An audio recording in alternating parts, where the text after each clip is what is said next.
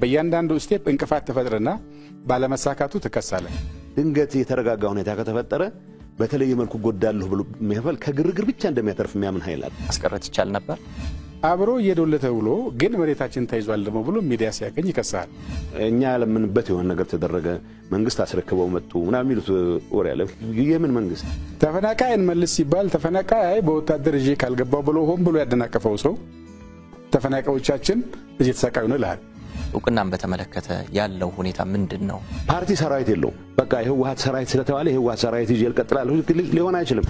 መጥቶ ተነጋግሮ ተስማምቶ ፈርሞ ጥሩ ነው ብሎ አመስግኖ ሄዶ ልክ እንደተካደ ሰውና ጉዳዩን እንደማያቀው ሰው እንዳድሶ ነው የመከራከር ነገር ነው አንዱ ፈተና የሚያበዛው። ይሄ ለምን ሆነ? ምንድነው ምክንያቱ?